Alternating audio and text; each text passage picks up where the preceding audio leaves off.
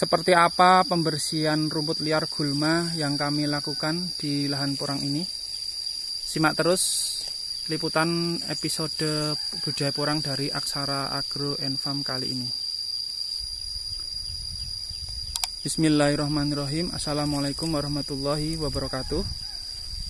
Pada episode budidaya porang dari Aksara Agro & Farm kali ini, kami akan menceritakan atau mengangkat topik tentang pembersihan rumput liar atau gulma di lahan porang kami ini. Sebagai informasi bahwa kami itu menanam porang di sini itu tanggal 1 Oktober. Nah, sekarang sudah memasuki 1,5 bulan HST atau hari setelah tanam.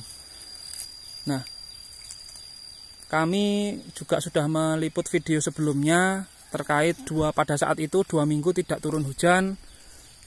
Lalu kemudian kami sudah meliput juga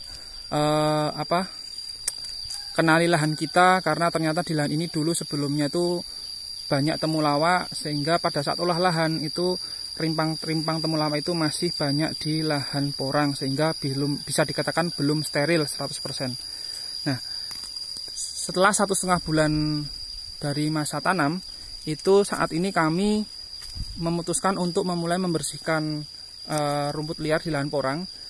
Jadi tahapan yang kami lakukan ini, yang pertama, itu kami menunggu pertumbuhan porang. Jadi informasinya ya teman-teman, dari atas ini kami menanam katak mini teman-teman.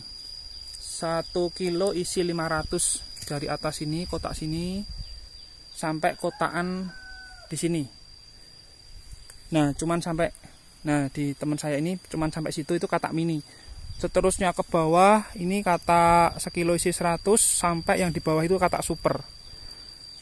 Jadi ukurannya yang semakin ke bawah semakin besar untuk ukuran kataknya. Nah, tahapannya kenapa kami memutuskan untuk membersihkan gulma sekarang? Jadi kami itu menunggu 90% ke atas bibit porang ini tumbuh lebih dari 10-15 cm seperti ini, khususnya di katak mini ya teman-teman. Nah, tujuannya setelah tumbuh kita bisa melihat sehingga pada saat kita untuk membersihkan gulma itu kita tidak merusak pertumbuhan dari bibit porang yang sudah tumbuh. Tapi kalau kita membersihkan gulmanya itu bibit porangnya itu dominan belum tumbuh, itu ada resiko nanti kita mengganggu pertumbuhan tunasnya teman-teman. Karena tunas pertama dari katak, apalagi yang katak mini, itu kecil. Nah itu, sehingga kita di 1,5 bulan setelah tanam itu kita memutuskan untuk membersihkan gulma secara manual. Nah, jadi kita cabuti manual dengan sabit juga, kita bersihkan semuanya biar perakaran dari gulma itu tidak mengganggu atau mensabotase nutrisi yang sebenarnya lebih dibutuhkan oleh porang.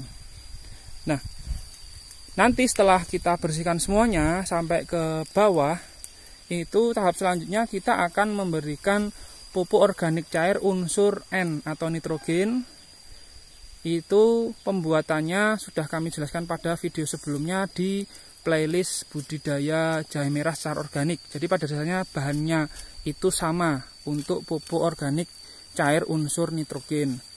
Selain pemberian pupuk organik cair unsur nitrogen, kita juga akan memberikan anti hama yang juga cara pembuatannya itu sama untuk budidaya jahe merah. Sedangkan untuk anti jamur kita cukup menggunakan rebusan dari belerang atau sulfur plus kapur dolomit.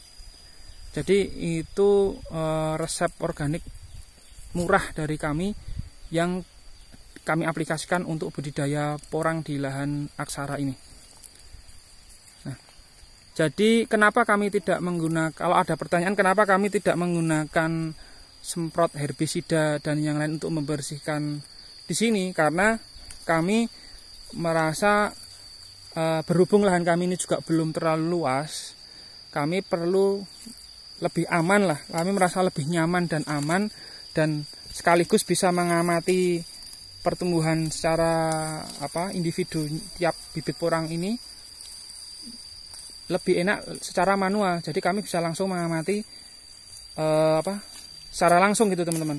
Tapi kalau kita langsung menyemprot dengan herbisida, yang poin paling utama memang nanti kami khawatir dan takut sekali mikroorganisme yang berada di lahan, yang sebenarnya lahan kami ini sebenarnya masih perawan dari gangguan unsur kimia sintetis, itu nanti akan mematikan mikroorganisme apapun itu. Dan saya berkeyakinan Tuhan itu sudah menciptakan mikroorganisme itu super manfaat untuk tanaman. Jadi bisa dikatakan sebenarnya gurma ini tidak mengganggu secara satu sisi ya, karena nutrisi dari perakarannya pun cukup besar. Jadi gulma ini sebenarnya kalau kita mau, kita bisa mencampurkan juga rumput-rumput liar ini untuk bahan campuran unsur nitrogen, karena perakarannya ini cukup kaya akan unsur nitrogen.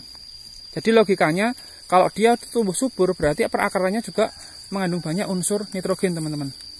Nah, sehingga saat ini kami belum memutuskan membersihkan lahan porang itu menggunakan semprot herbisida atau semprot yang lain. Kami memilih untuk membersihkan lahan porang secara manual.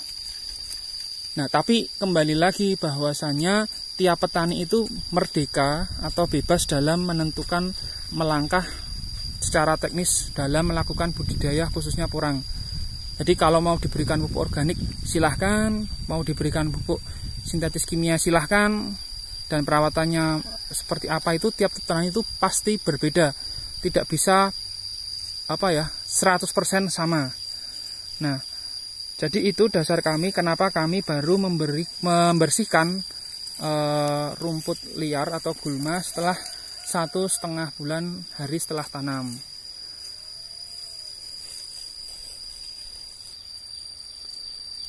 Nah, selanjutnya kita tunggu nantinya kami akan memberikan liputan lagi jika semua lahan ini sudah dibersihkan semua sampai ke rimpang dari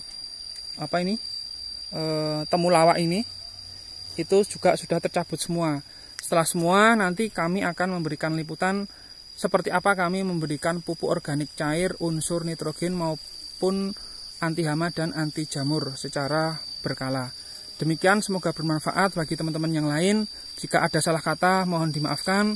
Semoga kita saling terbuka dalam memberikan pengalaman untuk semuanya, baik itu pengalaman yang positif maupun yang negatif, agar menjadi pelajaran bersama untuk semuanya. Terima kasih. Wassalamualaikum warahmatullahi wabarakatuh. Gemah Ripah Loh Jinawi Toto Tentrem Karto Raharjo. Itulah cita-cita kita semuanya sebagai petani Nusantara.